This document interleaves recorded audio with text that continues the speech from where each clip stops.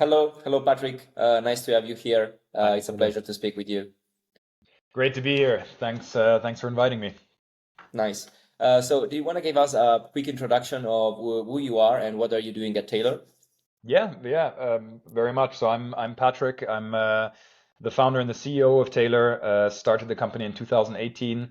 What we do at Taylor is that we basically have tried to automate the process of getting credit to small businesses and kind of try to digitize the entire credit life cycle around doing all of that. And what we basically do is, on the one hand, we work together with private debt investors to fund German small businesses. But we also partner with banks to license them the technology and do partnerships so that they can become more digital lenders. Because fundamentally, what we believe is that this is kind of the one of the last big markets in the financial services industry that has not yet been digitized, and that there is significant need for it, and that's a big opportunity that we try to jump on. Yeah, no, I think that the lending market has always been one of the less digitalized, not just in Germany or just in Europe, but overall in the market. And you're Absolutely. working with different kind of private debt provider, like for example, other financial institutions, or also, for example, venture debt, because I saw a huge trend under that point of view recently. Yeah. So we've definitely also seen a trend that there's been in the last couple of years a real boom in the private debt space. Mm. So I think a lot of investors, asset managers, pension funds, insurances, but also private people have kind of come to realize that private debt is an extremely interesting asset class where you can get very nice returns, obviously. Um, so what we do is that we set up different vehicles in the background that are either kind of they're all off balance sheet, so we don't take any risk on our own balance sheet, but they're either kind of ABS structured, asset-backed Mm. securitizations, where we have a senior investor, a mezzanine investor, and a junior investor who buy different parts of these portfolios that we generate, or fund different parts of these portfolios that we generate. And that's become a really kind of mainstream financial segment. So it's quite good for us because we are pretty much, if you are interested in investing into kind of this asset class of German SMEs, let's call it, through a private debt angle, we are the ones that can offer you that. We haven't so much looked at venture debt in the past, primarily just because we have always been able to raise equity when we needed it and have always Mm. been kind of at or near break even. But it's something that we're looking at more and more. I think it's a very interesting tool that players like us can potentially use, especially in the case of like M&A transactions and things like that, where you have kind of a mix of a debt and equity like instrument that you can use to fund transactions rather than diluting yourself more than would necessarily be needed. So yeah, it's something that we've seen as well more and more on the market that we have started to look at too, but not something we've ever done in the past. The kind of private debt investors that we work with are either, yeah, again, asset managers, private debt funds, banks, senior lenders, things like that, Mm. who have a lot of appetite for what we're doing, kind of share our vision that it is a very interesting market, as you said, with a lot of potential for digitization. Yeah. No, I think that the M&A side is a very good point. Coming from that market specifically, I was expecting in the last couple of years a huge wave of aggregations and Yeah, acquisition in the market, mostly in the fintech market. Even if I don't think that we saw that kind of huge wave. We saw some of them, but not yeah, as many as I was thinking about. yeah. Yeah. Yeah, no, I mean, I fully agree with you. In my view, right now, when there is less venture capital funding on the market, you definitely notice that there's a lot of players that maybe they have a good tech or a good, whatever, good platform, good team, good product. But you do need to hit a kind of certain size and scale to be able to be profitable and to be Mm. able to survive without VC money. And so my expectation was also always that a lot of these companies would then in the end consolidate into bigger players, which has not really happened yet, although Yeah. we are kind of trying to push that forward. So it's one of our key kind of growth pillars is M&A. We did earlier this year a transaction.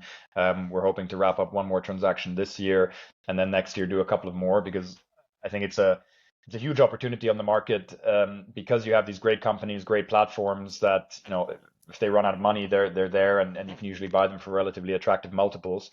And I also think that kind of and this is a surprise to me why more people don't do this, is as a fintech, it's also usually the kind of fastest way to kind of get into other markets, or to get into other product segments, because especially if Absolutely. you're in the Yes. in the lending space and you want to build up your track record, it really takes a lot of time to do that. You have to show that, what are the default rates year over year and things like that.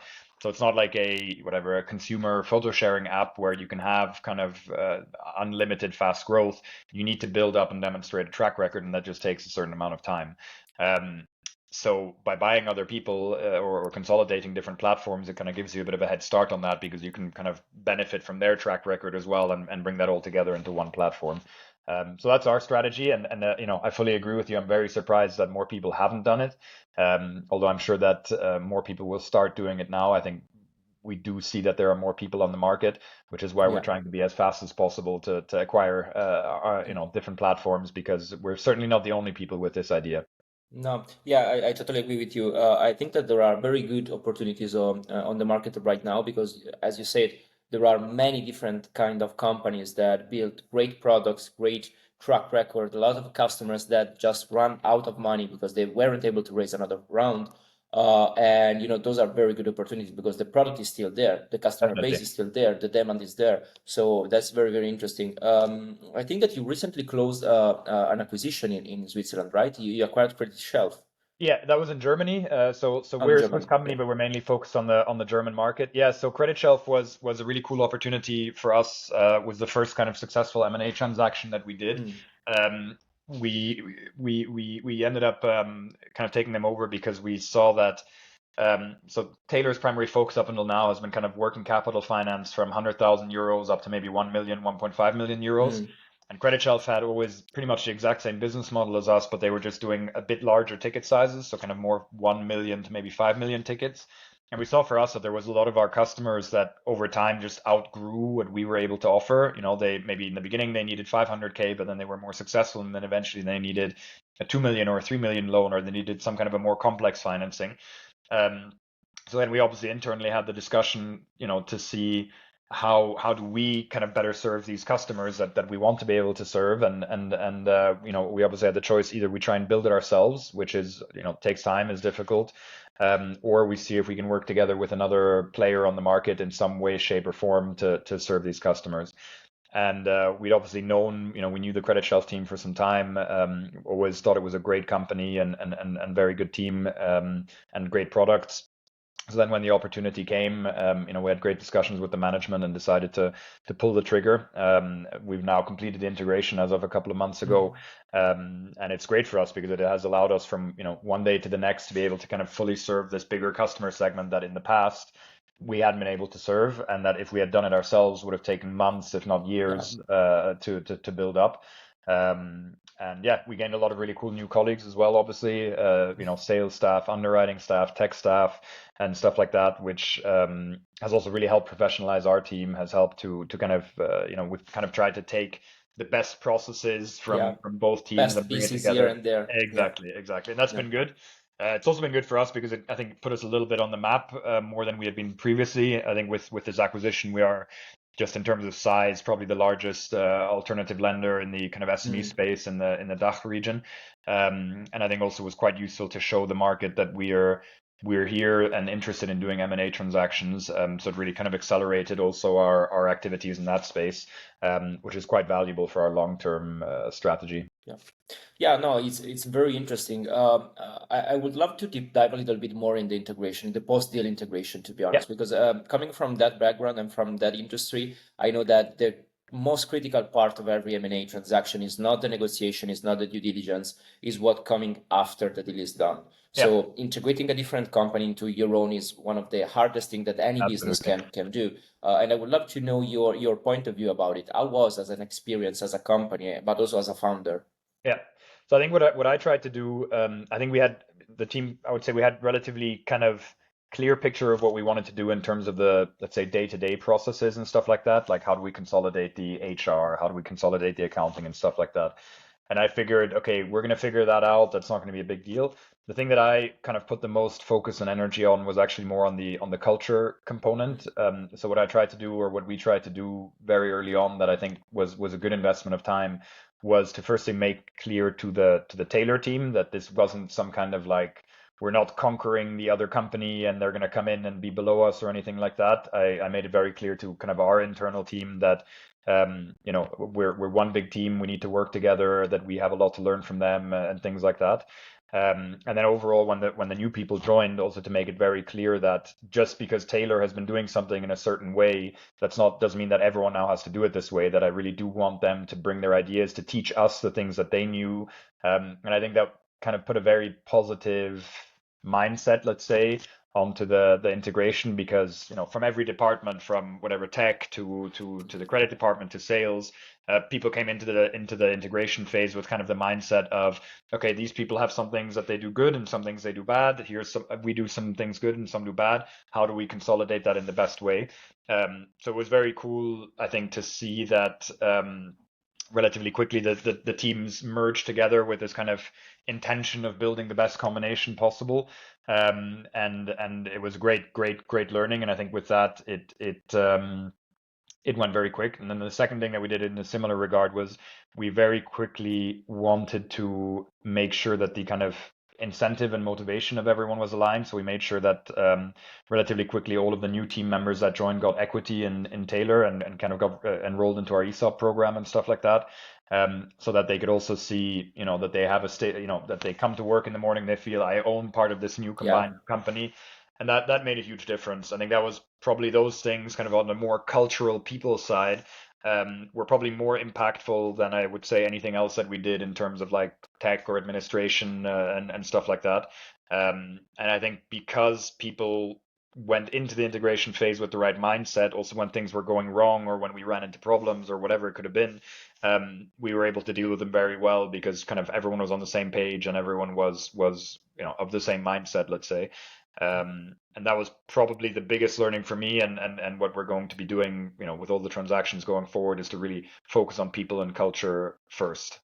Yeah, I think it's a very good key learning point also in the future for other M&A transaction like this one, Mm. Finding the key to have a successful transition is absolutely critical. Yeah, One very good point that you made was about the people and the culture. So, given the fact that you are a founder, so you probably spend a lot of time evaluating new people to put into the team. How critical is that part of the business? So acquiring new people or hiring new people or having the right advisor on your company. So I think that you recently also took a couple of very good people from big companies like Think and Visa. yeah, So how important is the hiring process for you, and how do you choose those kind of people? And maybe first of all, are you still involved in every hiring?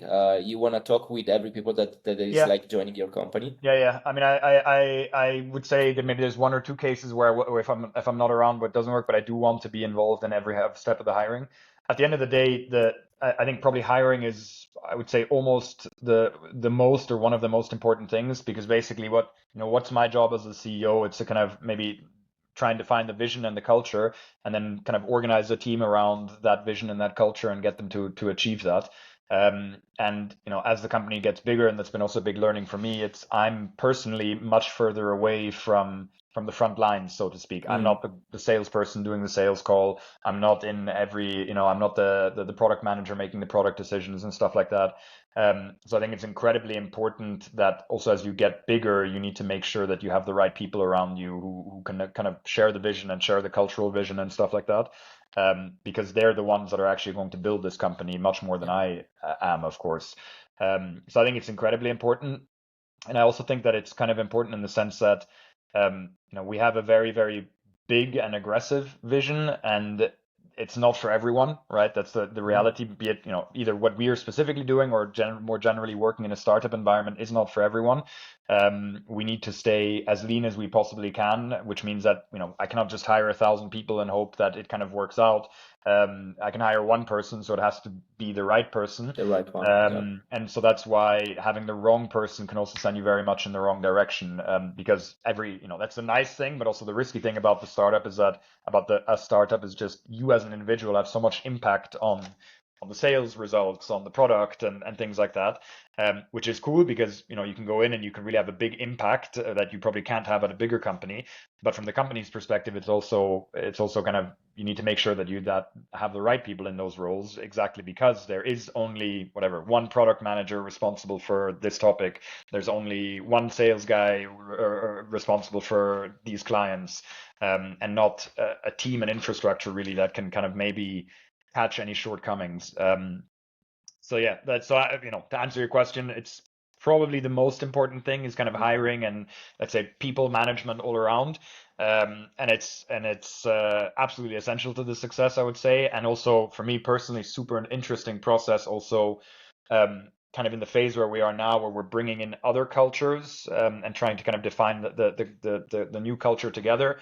Kind of going through that journey, and for me as a CEO, learning kind of, or seeing and learning how different it is to manage the team and the people and the culture when you have 10 people or 20 people like we had maybe a year ago versus 60, 70 people like we have now. It's a very different management responsibility and skill set. So it's been fun for me as well to learn that.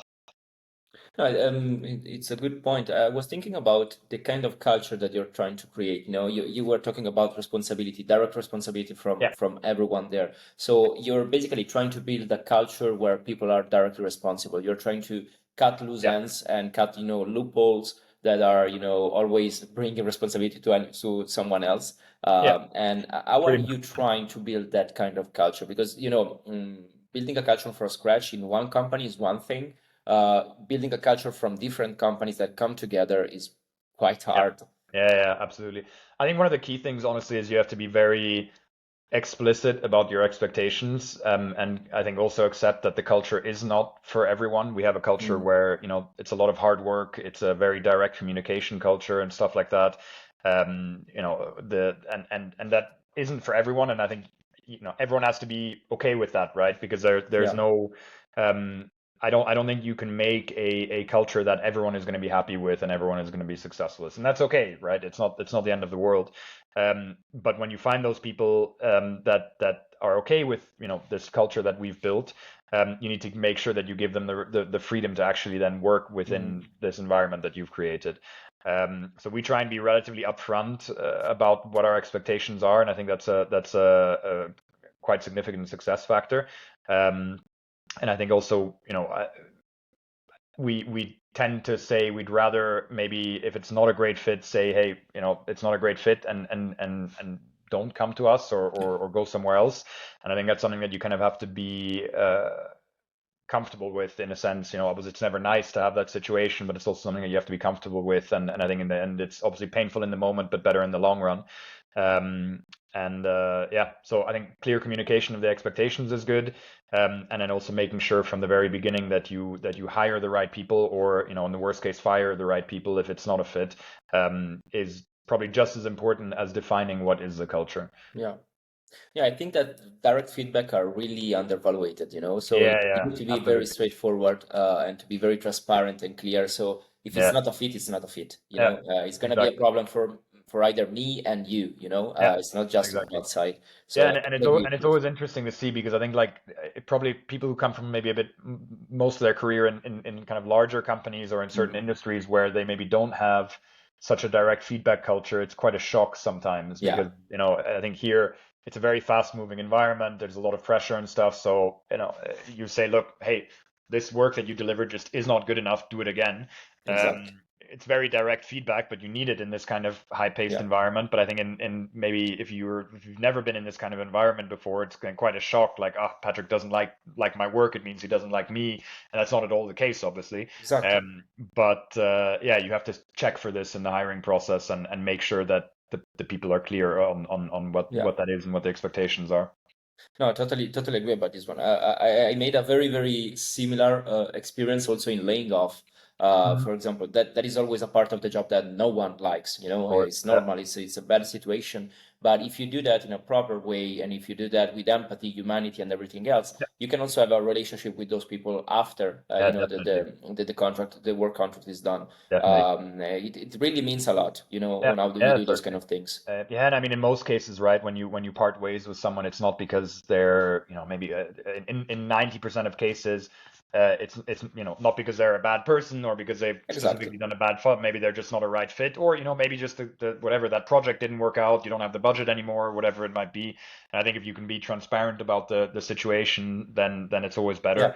Obviously, you always have some cases where it's an obvious fire and it's not it's a good reason. But Yeah. also in my experience, I think in the most of the cases, if you communicate it in the right way, it's a business decision in the end. Absolutely, yes, totally agree. Let's try to be a little bit more high level here.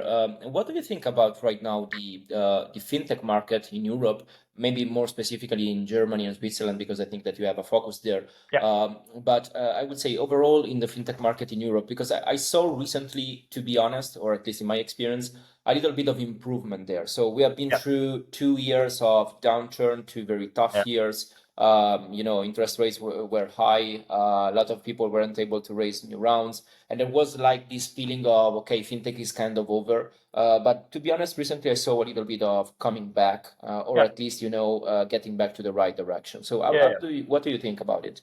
I agree. I mean, I think it's still not on the, say, overly euphoric phase of maybe kind of Mm, 2019, 2020 times, but it's certainly getting better after the last 2 years. Um, I think there's two things. I think you probably have like a kind of maybe new batch of entrepreneurs coming into the market that are now saying like, okay, I'll start it now because the market is maybe kind of trending in a mm, positive direction again, which is one factor. The second factor, and this is a personal theory, I have no data to prove this, but I assume that there's probably a lot of VCs who invested, whatever, in FTX in 2019, or they invested in Klarna at a 44 billion mm, valuation, or whatever other crazy things were happening back then. Where if you were to probably look at their vehicles, at their portfolios of those vintages, that they're completely underwater, right? And yeah, that means that either some of these VCs are gone or they managed to raise new vehicles, and those new vehicles are now probably, until you raise a new vehicle, probably your LPs are going to be telling you, hey, you're not doing anything else in fintech because you overpaid by you 10x already made some for this mistakes there. company, Yeah, or exactly. And now there's new vintages in the market, so that maybe they're a bit more open to putting a ticket into a fintech yeah, investment, because it's a fresh thing. And again, also, I mean, be it in the private debt, private equity, VC type markets, people have memories, but sometimes short memories. So, maybe they got burnt in 2021 or whatever it was, and now we're 3 years later, and maybe it's all they're gone willing to basically. try again. So it's coming. I wish it would come a bit more, to be honest. I think if I were whatever, if I sold Taylor today, I think that now would be a great time to fund a fintech. I think it's the environment that you have right now, because there hasn't been so much happening in the space, or so many new companies getting founded, means that if you can do a company now, you don't have as much competition as you did before. I think also the market environment is relatively open for it, in that what the first time I worked for a fintech company was 10 years ago, and then if you went to a Mm, bank and you told wanted to do a partnership, they didn't even know what fintech was. yeah, Right. So, and now every bank and every financial institution, investor understands fintech and the opportunity there. yeah, So it's kind of like, feels for me, I always kind of think about the case of Uber, that was founded, I guess, in like 2008 or something like that. That, this is a great time to fund the company and to push it forward as in the crisis, because it'll make you stronger. Um, and yeah, so I'm also feeling cautiously optimistic, hmm, and I'm hoping that that your hope and my hope that it's getting a little bit better is proves to be correct. yeah, yeah. I think that everyone is hoping for that, But I still remember, to be honest, that period when, working with fintechs and you were trying to cooperate with banks, and basically no one out there wanted Yeah, to have exactly. nothing to do with you, and Yeah, it exactly. was All these so all these weird crazy. fintech guys with their crazy ideas. Yes, yes. Yeah, yeah, I remember it as well. I think one of the things I did early in my career was kind of, I was working on a project in a mobile banking company where we made Mm, a partnership with some German banks. And I remember kind of the it was such a crazy innovative thing that we were doing at the time, and they were, we're brokering mobile loans through an app and stuff. And it was a huge thing at the time. And now if you think, okay, everyone's doing this in a digital way, and every bank has this, it's that kind of normal now. yeah, yeah, it's completely normal, right? I mean, can you Yeah. imagine? 10 years ago, it was probably still totally normal. If you're a retail client, you go to the bank branch to get your loan or open your bank account. Today, I mean, I don't even remember the last time I was in a bank branch Yeah, for any me of my too. needs, right? So, and it's only 10 years. It's not that long. Yeah, yeah, yeah. No, just imagine also now, things like Klarna or Scala Pay, having Yeah, the possibility to pay in installments in an e-commerce was totally crazy 10 years ago. So, yeah, exactly. times pass by. I know that I think that, many traditional companies, mostly banks and financial institutions, need a little bit of time to get acquired with the new normal. Yeah, But then when certainly, they do, they start pushing in that direction, and that is always certainly. always Yeah. positive.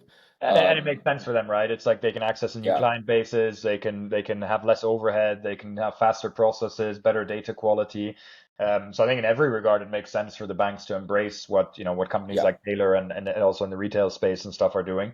Because at the end, the consumer benefits, the banks benefit. It's a win-win in my view. Absolutely, yes. So maybe another topic. One of the questions that I'm asking recently to many people. What's your relationship right now with AI? Hmm. You probably know that there's a huge trend going on in the startup ecosystem, but overall, Yeah, widely in the industry, in the financial services, but overall in the world about the acquisition of AI. And that kind of technology is disrupting many markets yeah. in many different ways. So one of the question that I always ask is, okay, first of all, are you using that? Are you planning to using that?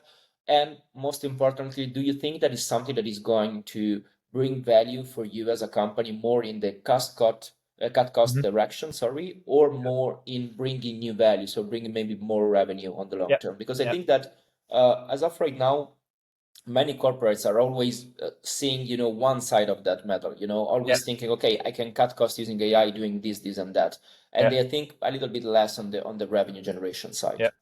So I think in the short term, it's going to be cost cutting, and in the mid to long term, it's going to be revenue generation. So Mm, where we're, for example, looking at it is, I mean, we have a ton of data about small businesses that we underwrite, etc. And what we want to do is obviously make it easier or make it kind of the underwriting that we do to be more tech supported, right? In the mhm, sense that I mean, before we used to do it with machine learning, now we call it AI. But basically, the kind of complexity that we have is that if you have a business in Berlin that's doing 10 million revenue and let's say 1 million profit, and the next door you have another business doing 10 million revenue and 1 million profit, on paper, maybe those key numbers look exactly the same, but based on the industry, based on the age of the company, based on, it could be an import export company, one of them, the other one could be retail. It's a totally different risk profile. So you have to look for every company type. There's a lot of, depending on the size of the company, the age, the company type, there's a lot of heterogeneity and complexity in how you have to analyze mhm, them. So that means that in the end, you have to think of it as what we are doing with these companies that we're analyzing. It's a huge matrix of things that you have to look at, which obviously if you have a credit analyst who's been doing this for 20 years, they have this all in their mind. But the dream scenario with us would be that we don't have to, if we get 10 more clients, we don't want to hire one more credit analyst. We want to have that one credit analyst being able to do much more. So where we've been doing it is we basically kind of input all of the data that we've had in the past of credit behavior, underwriting data, etc., and try and turn that into automated credit analysis, mhm, which we're doing. We're making good progress on, but we need obviously huge amounts of data. Um, and there, in the initial thing, the big benefit for us is obviously one credit analyst, instead of being able to deal with whatever it is, 10 customers, he can deal with 20, right? mhm, So in the sense, I would say it's an efficiency slash cost topic in the short term. In the mid to long term, what my ultimate goal is that we can identify new product segments, new customer segments, etc., that are interesting for us to deal with that we wouldn't have been able to do in the past. So mm, my view, or just generally kind of mathematically speaking, almost every client is financeable. You just need to defend, the art form is being able to price the risk correctly. So there might be customer segments that today we're not even looking at, or industries or whatever, that we think like it's there's no point going into that industry at all because they won't pay this, or it's too risky or whatever. But with time, we should be able to say, the system should be able to tell us, like, look, you can go do these customers, you can finance them to this amount if they have these criterias and if they're paying this amount. And that should then allow us to kind of much more dynamically steer our portfolio without having to say, okay, we're going to build one product for this customer mhm, base. These are the criteria. It could be that there's another customer base that is just a little bit to the side, and if you just did a little bit of changing the criteria, then it would work really well. And but doing that manually is obviously a nightmare, yeah, it's a and nightmare. and Yeah. it doesn't work, right? And in the very long run, my goal, I think, is I mean, a big part of the value that we're bringing is obviously, we're building these credit processes, building a great technology, but if we manage to get to where we want to be in the next couple of years, which is, not just the largest German platform, but the largest European platform, or even further, we're going to have one of the biggest and most unique data sets on the market. And I think a lot of the discussions that you hear around AI these days is that the data used in the training sets is kind of what separates them, not necessarily the models, right? So if you have access to a unique data set, that makes you extremely valuable. And we have kind of one of the only companies that have fully digital, already prepared, this massive data set on all types of small businesses and their credit behaviors, which will allow us to do really unique things. And I think it's an advantage that we have also over the banks, because frankly, I think one of the big problems is that the banks, I think they probably have the same ideas as Mm. Teylor has, but the reality is that their IT systems are probably so far from being able to have this data in even a Yeah. processable format, that step one, before we even talk about which kind of models are we going to use and what are we going to use it for, it's how are we even going to get access to this data in a structured format that I can analyze it, Yeah. which anyone who's worked in IT projects with banks knows probably just until the data Yeah. warehousing project is complete will take 3 to 5 years with some big consulting firm and stuff like that. And in 3 to 5 years, the market will have left you behind, so to speak. Yeah, no, I totally agree. And I mean, they're, let's say, a little bit behind those kind of things A little in bit. most of the cases. But yeah, no, I tend to agree with you. I'm still struggling, to be honest, to understand, for example, how SMEs can use those kind of things. Yeah, Because I strongly believe that right now, in order to be able to actually use an innovation like AI to generate more value and to generate more revenue, you need a specific yeah, structure that is lean, that is made of people of value, that have high yeah, competencies and skills and everything else. So I think that right now there is a huge possibility in the market for startups like you and with many others to use that kind of things and that kind of technology to provide value. But not all of the SMEs out there will be able to do that. So no, you and all the other startups could be a huge generator of value yeah, in that absolutely. direction, to be honest. Yeah, that's my hope. That's my hope. I mean, and we're very focused on the banking segment, obviously, but I think that there's probably going to be a lot of other startups that will be focused on an industry basis on different things, and they're, the chance is certainly there that per industry or per company type or whatever it is, to make very unique tools, because I don't think that these tools are going to come and be built inside these companies in most cases, right? And Hmm. 90 something percent of businesses in Europe are small businesses who they don't have the internal know-how, they don't have maybe an internal tech team, etc. And that's the opportunity for companies like Teylor to come and give them those solutions. Yeah. Okay. No, that's very, very interesting. Maybe last question from my side. Given the fact that you launched your own company, so you're feeling, let's say, you're living the full founder experience. How was this experience overall as of right now? So you maybe launched it in one of the worst period in terms of Yeah, funding and yeah, everything else. So you have been through a very tough time, I think. yeah. And you are here with a successful startup and everything else. So I think that a lot of people out there would be interested to understand how was it, how was the process, how tough it was, and what's your feeling about, being a founder, mostly in the fintech space. Yeah. I mean, the reality is, I can, when I take a step back and look at my life at the end of I am exactly where I want to be right now. And probably if I sold my company today, the next day I would found another company doing something similar, which is a pretty good sign that I'm doing the Yeah, right thing. I think when you're doing, founding your own company and stuff like that, it's I mean, what's really important to me in the end is that, I'm healthy, I have a beautiful wife that I love a lot, and I have a really cool job. So kind of from the kind of macro perspective, that's a great situation to be in. that's good. Um, Doing a startup, especially now at the moment in the last couple of years, it's like kind of chewing glass and getting punched in the face at the same time. And then sometimes, you stop getting punched in the face, you're still chewing glass, but you're not getting punched in the face. And you're like, wow, this is amazing. But at the end, kind of what I also tell myself a lot is, it's a barrier to entry. If I can bear more pain and than anyone else and still make good decisions, I just have to survive longer than my Yeah, competition and get through. So yeah, I think that's the reality. And but at the same time, you learn more than you would doing anything else. It's more fulfilling. So yeah, it's definitely not for everyone, but yeah. I'm maybe a bit of a masochist, but I love what I do. So I can't imagine doing anything else. I strongly feel you, to be honest.